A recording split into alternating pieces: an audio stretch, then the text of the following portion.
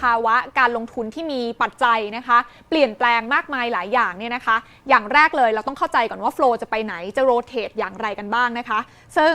ช่วงแรกเราคุยกันไปแล้วนะคะว่าโอเคโฟลว์ในเอเชียมีโอกาสเกิดขึ้นเวียดนามเศรษฐกิจดีจีนยังเป็นผู้นำและน่าสนใจนะคะหลังจากนั้นเราต้องเริ่มมองเทรนด์ระยะยาวค่ะเทรนด์ระยะยาวที่วันนี้เรานำมาฝากกันก็คือเรื่องของ Cloud Computing เรื่องของHealthcare Innovation นะคะที่มาขยายความให้เข้าใจกันเพิ่มเติมแต่ทั้งหมดทั้งมวลนี้ค่ะจะไม่สามารถนำเราไปสู่ความมั่งคั่งในระยะยาวได้เลยถ้าเราเนี่ยขาดสิ่งนี้นะคะในยุคที่มีความผันผวนและการเปลี่ยนแปลงรวดเร็ว Agility คือสิ่งสำคัญค่ะแต่เราจะหยิบเอาคำว่า Agility มาปรับใน mindset ของการลงทุนได้อย่างไรกันบ้างเดี๋ยวช่วงนี้เราจะมาพูดคุยกันนะคะกับคุณเอเดรียนทันและคุณมาร์คฟ็อกจาก Morgan Stanley ค่ะคุณเอเดรียนอยู่กับทีน่าแล้วนะคะ Hi ค่ะคุณเอเดรียน Hi, Hi, how are you all in Bangkok this afternoon? Yes, I'm fine. How about you? Fine, thank you. Well, on behalf of Morgan Stanley, we would like to thank Principal for inviting us to this webinar. We hope everybody is safe and healthy. And it's been a while since I've last visited Bangkok, and I hope to see you all again on a face-to-face basis sooner rather than later. Yes, me too. So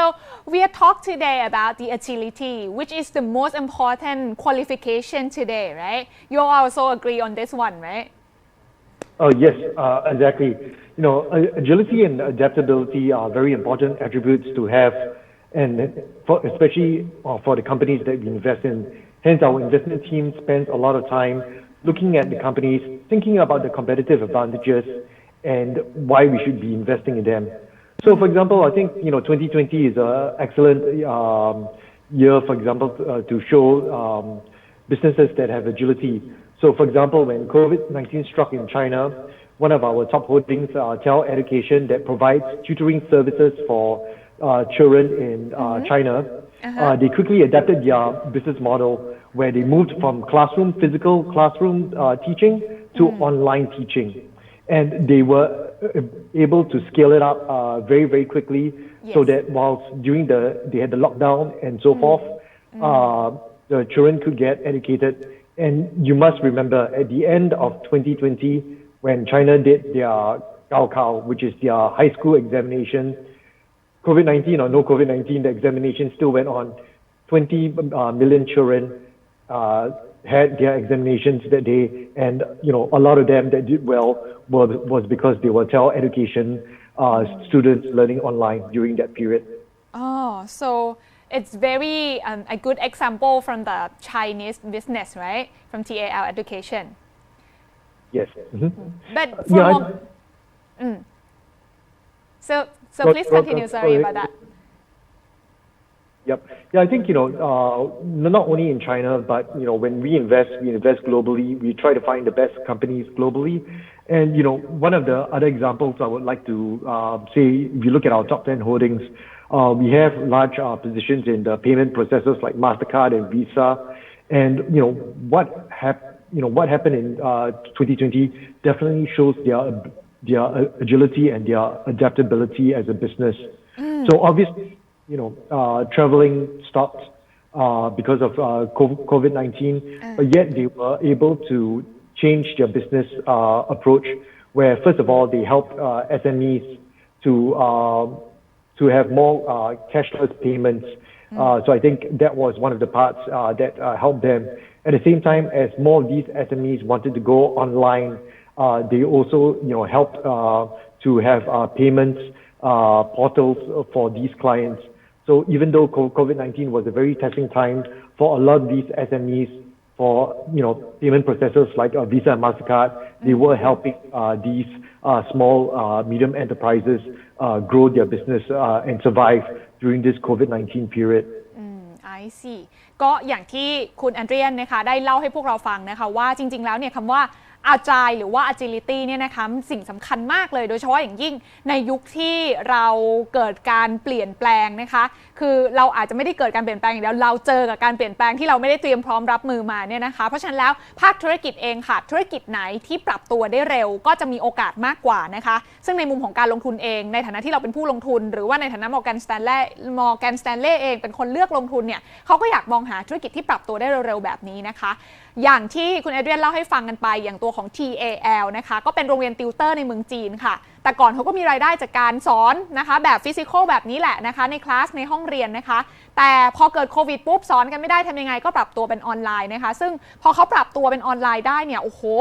ย้อนกลับไปดูก็ได้นะคะว่าหุ้น TAL ที่ผ่านมาเนี่ยปรับตัวขึ้นมาอย่างดีเลยนะคะโดดเด่นเลยทีเดียวนะคะและที่สำคัญเนี่ยเขาก็ยังสามารถ deliver value สำคัญของตัวธุรกิจติวเตอร์เนี่ยก็คือให้เด็กๆในเมืองจีนเนี่ยนะคะยังสามารถไปสอบแข่งขันได้เพราะอย่างที่บอกว่าการศึกษามันหยุดไม่ได้นะคะธุรกิจที่ปรับตัวได้มันมีความต้องการตรงนี้รออยู่นะคะมันก็กลายเป็นโอกาสที่ในมุมของผู้ลงทุนเนี่ยถ้ามองเห็นโอกาสตรงนี้แล้วเข้าไปร่วมลงทุนกับเขาในเวลาที่เขาเนี่ยปรับตัวได้ขึ้นมามันก็สามารถสร้างผลตอบแทนได้เช่นเดียวกันอย่างตัวของกอง G-Op นะคะที่คุณเอเดรียนเล่าให้ฟังเนี่ยที่เราฟีดทางMorgan Stanley เนี่ยนะคะก็ใช้หลักคิดนี้แหละค่ะก็มองหานะคะว่าธุรกิจไหนล่ะที่ช่วงเวลาที่มันมีปัญหามาแบบนี้นะคะเกิดเหตุการณ์ไม่คาดฝันเกิดเหตุการณ์ Black Swan ต่างๆทั่วโลกใครที่ปรับตัวได้เร็วปรับตัวได้ทันนะคะเขาก็จะเลือกลงทุน Top 10 Holding ของเขาก็มีทั้ง Mastercard Visa นะคะซึ่งก็แน่นอนว่าก็ได้อานิสงส์ในเชิงบวกหลังจากที่คนอาจจะ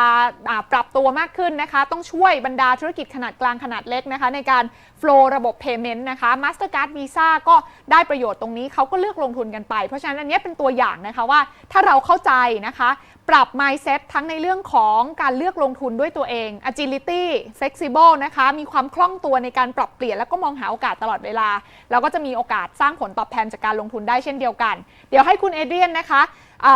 เล่าให้ฟังกันต่ออีกนิดนึงว่าสำหรับตัวของ G-Off Fund เนี่ยนะคะเขา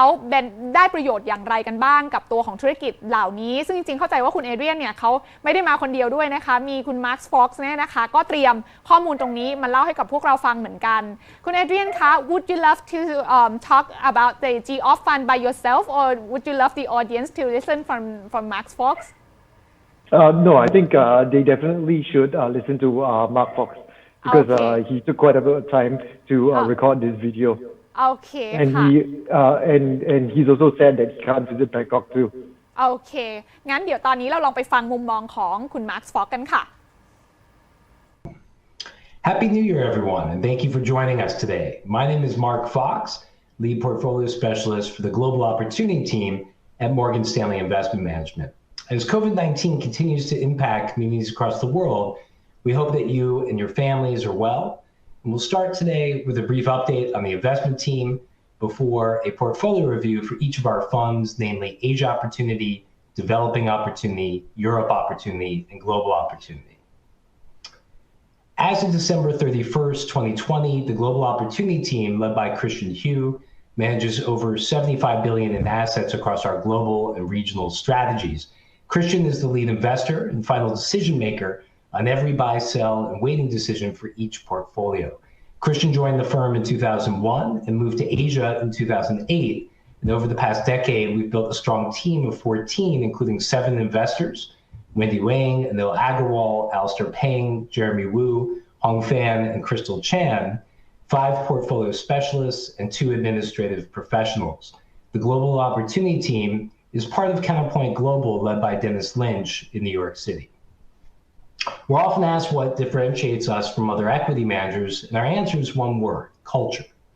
We believe the unique culture of the investment team that emphasizes the values of intellectual curiosity, perspective, self-awareness, and partnership promotes a long-term ownership mindset. And we incentivize our team in long-term alignment with that of our clients, with significant skin in the game over the next 3 years. Perhaps never more crucial than the last year in 2020, we promote a creative work environment that can adapt and be flexible as the world evolves. The philosophy of our portfolios is consistent and really only differs by geographic opportunity set. We express our conviction in concentrated positions that have a high odds of converting a large discount in intrinsic value into alpha. We believe that intrinsic value is created by competitive advantages, growth, disruptive change, financial strength, and minimal ESG externalities. Alpha is most easily derived from investments purchased at a large discount to intrinsic value and then subsequently sold when the price is no longer attractive compared to our estimate of intrinsic value. Therefore, we manage the portfolios based on a systematic 5-step investment process that incorporates idea generation, quality assessment, valuation, risk management, and portfolio construction. And each portfolio is constructed entirely bottom up. Country and sector allocations are a residual of the bottom-up stock selection process with no stated limits. Last but not least, global opportunity. 2020 marked 10 years since the inception of the Global Opportunity Fund in the CCAV, and 13 years for the strategy, which was initially launched at the end of 2007. And for the year, the fund's Z-class US dollar shares gained 55.47% net of fees, outperforming a benchmark gain of 16.25% by over 3,900 basis points. For the quarter, the fund gained 11.97% versus a benchmark gain of 14.68%. And relative underperformance was primarily driven by unfavorable stock selection in technology and consumer discretionary, two of our largest sectors. Negative contributors there included Zoom Video Communications, a cloud-based platform that connects people through video, Chinese social commerce platform Alibaba Group, as well as Chinese tutorial provider Tal Education. Stock selection in communication services and an underweight position in healthcare contributed positively, where top contributors included global ride booking and food delivery platform Uber, online luxury marketplace Farfetch, as well as India's largest private bank by assets, HDFC Bank Limited. The overall characteristics of the portfolio were largely unchanged during the period. Global Opportunity remains a high conviction portfolio concentrated typically in 30 to 45 positions, with our top 10 generally accounting for half of the fund. And we optimize the risk reward profile of the portfolio for the next 3 years. So you can see in the chart top left that Global Opportunity has outperformed the benchmark 99% of those 3-year rolling periods since inception net of fees. Over a shorter time horizon, the portfolio only outperformed about 60% a month and 84% of 12-month rolling periods. And I should mention at the end of the year, as of December 31st, 2020, the Global Opportunity Fund is closed to new investors to preserve the ability of the investment team to continue to generate attractive returns on behalf of existing shareholders. In terms of outlook, as a team, we continue to focus on the bottom-up outlook for companies owned in the portfolio. We don't have a market outlook per se. We assess companies based on their prospects over a 3 to 5 year time horizon, and we own a portfolio of what we believe to be undervalued high-quality companies with diverse business drivers not tied to any particular market environment. COVID-19 is perhaps the most significant disruption to the global economy in over a century. Not since 1918 has a pandemic impacted so many people and communities across the world, and the impact will be felt for years to come. And while it's difficult to predict how market perception may change in the future, we've observed a clear bifurcation between the performance of disruptive business models that continue to adapt and accelerate in the current stay-at-home environment, and those businesses that have been negatively impacted, particularly capital-intensive businesses in discretionary industries such as restaurants, retail, transportation, and travel. And we've always focused on businesses that have sustainable competitive advantages, such as differentiated brands, cost advantages, and network platforms. We believe that some disruptions, such as e-commerce and cloud computing, for example, have accelerated. Many businesses will make it through this challenging period, and in some cases come out stronger. We remain optimistic as new vaccines represent a turning point in the pandemic, and we believe that our companies, many of which benefit positively from disruptive change, will continue to survive and thrive. The hallmark of our investment team is really understanding how companies can monetize their uniqueness over time. And by owning a concentrated portfolio of high-quality businesses purchased at a substantial discount to our estimate of intrinsic value, we believe we can capture opportunities and manage risk across equity market cycles. We appreciate your support. Thank you for your investment. And please stay safe, everyone. ได้ยินกันไปแล้วนะคะนี่คือหลักนะคะแล้วก็กระบวนการเลือกลงทุนนะคะของ Global Opportunity Fund นะคะที่บริหารจัดการโดย Morgan Stanley นะคะซึ่งอย่างที่ฟังคุณ Marc Fox ได้เล่าไปนะคะทั้งเรื่องของทีมนะคะในการลงไปหาหุ้นเชิงลึกนะคะโดยใช้วิธีการแบบ bottom up ซะเป็นส่วนใหญ่นะคะแล้วก็ในรูปแบบของการเจาะลึกนะคะรายธุรกิจนะคะแล้วก็มี process ในการหาโอกาสการลงทุนที่ชัดเจนแบบนี้นะคะก็ทำให้เขาเนี่ยสามารถมี performance ของกองนี้เนี่ยโดดเด่นนะคะโดยเกือบส่วนใหญ่แล้วเนี่ยก็จะชนะ benchmark อย่างที่คุณ Marc Fox ได้เล่าไปด้วยนะคะและทีน่าก็เชื่อว่าเป็นส่วนหนึ่งนะคะที่เขาเนี่ยเอาหลักเรื่องของการมี agility นะคะมาเลือกลงทุนนะคะก็คือมีความคล่องตัวในการวิเคราะห์ธุรกิจให้มากขึ้นแล้วก็เลือกลงทุนในธุรกิจที่สามารถปรับตัวได้ดีขึ้นอย่างที่คุณเอเดรียนเนี่ยได้เล่าให้เราฟังกันไปด้วยนะคะ so that's very insightful information from Marc Fox. Adrian, Yes. do you have anything to add more on Global Opportunity Fund, especially for the performance of last year? Oh yes, I definitely have. I think maybe I'll touch on one of the points that Marc raised at the end of his presentation. 2020 saw a large growth in assets of the global opportunity strategy. The fund started the year at about $10 billion in size, and it ended 2020 at $20 billion in size.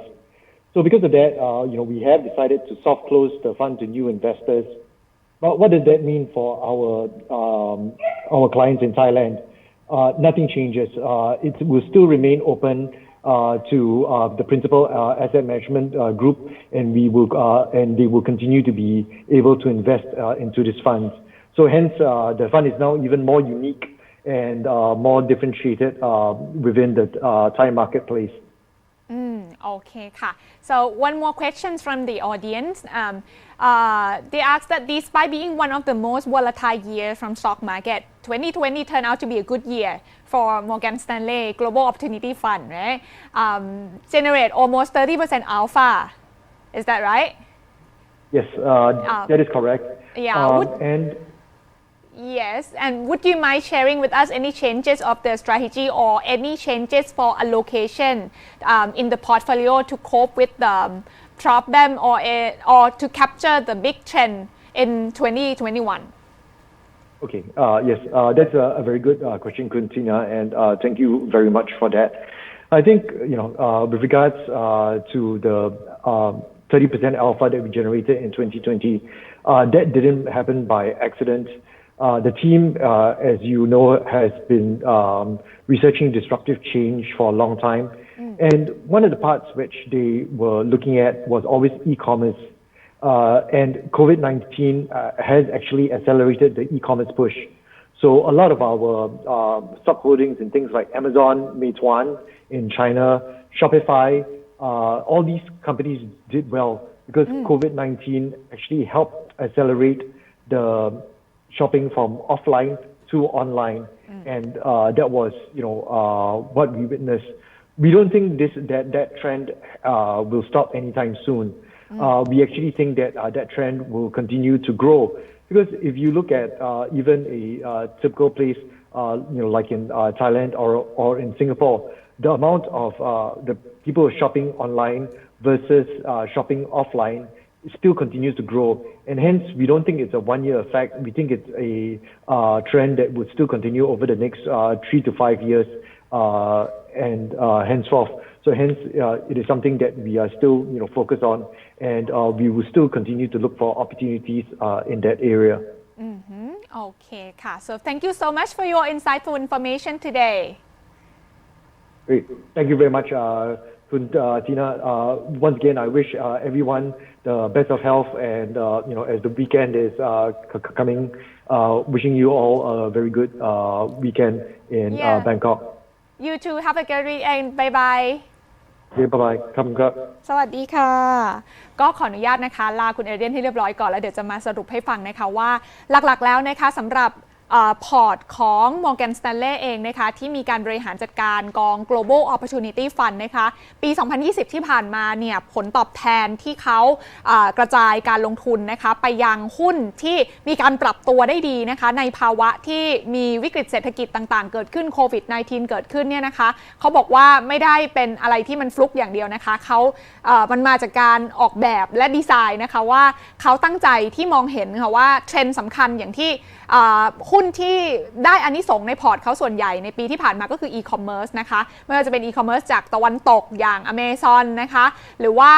อาลีบาบานะคะหรือแม้กระทั่งเหมยถวนในจีนเองเนี่ยนะคะซึ่งเขามองว่าเทรนด์ตรงนี้ในปี 2021 เนี่ยก็ยังน่าจะยังอยู่ต่อเนื่องนะคะมันไม่ได้เป็นแค่เทรนด์ระยะสั้นปีเดียวแล้วจะหายไปเพราะฉะนั้นเขายังมีความเชื่อกับเทรนด์ของอีคอมเมิร์ซที่ยังเติบโตนะคะฉะนั้นกลยุทธ์หลักๆปีนี้ยังไม่เปลี่ยนค่ะอย่างที่ฟังกันไปทั้งคุณมาร์ค ฟ็อกซ์ทั้งคุณเอเดรียนนะคะเขามุ่งเน้นการไปเฟ้นหาค่ะกิจการที่มีการปรับตัวได้ดีและมีโอกาสการเติบโตสูงไม่ได้เป็นแค่อยู่ในประเทศใดประเทศหนึ่งเท่านั้นแต่หาโอกาสการเติบโตนี้ไปทั่วโลกนะคะโดยใช้คุณภาพของทีมรีเสิร์ชของเขาเข้าไปเจาะลึกมากขึ้นนะคะเพราะฉะนั้นแล้วเนี่ยสิ่งที่จะเกิดขึ้นในปีนี้ยังเหมือนเดิมค่ะแล้วเขาก็พยายามมองหาเทรนด์ต่างๆที่จะมีโอกาสสร้างผลตอบแทนให้เพิ่มเติมด้วยในปี 2021 นี้สำหรับกอง Global Opportunity Fund นั่นเองซึ่งก็เป็นหนึ่งในคอพอร์ตนะคะที่คุณวินเนี่ยได้แนะนำไว้ตั้งแต่ช่วงแรกค่ะวันนี้เนี่ยก็เรียกว่าเต็มอิ่มเลยนะคะสำหรับคำแนะนำการลงทุนนะคะตลอดทั้งบ่ายวันนี้ค่ะที่เราทางบลจ. Principal นั้นนำมาฝากกับทุกท่านนะคะก็ขอบพระคุณมากๆเลยสำหรับการติดตามรับชมการร่วมสนุกนะคะแสดงความคิดเห็นในโพลแล้วก็การร่วมส่งคำถามมานะคะวันนี้เนี่ยขอบพระคุณมากสำหรับการติดตามแล้วก็ Investment Outlook ในปี 2021 เป็นอีกหนึ่งปีที่มีความผันผวนอยากให้ทุกคนนั้นมีความระมัดระวังในการลงทุนแล้วก็อย่าลืมศึกษาหาข้อมูลหาโอกาสการลงทุนเพิ่มเติมได้นะคะถ้ามีคำถามใดเพิ่มเติมสามารถติดต่อได้ที่ปรึกษาการลงทุนจากบลจ. Principal ของทุกท่านนั่นเองวันนี้หมดหน้าที่ของทีน่าแล้วพบกันใหม่โอกาสหน้าสวัสดีค่ะ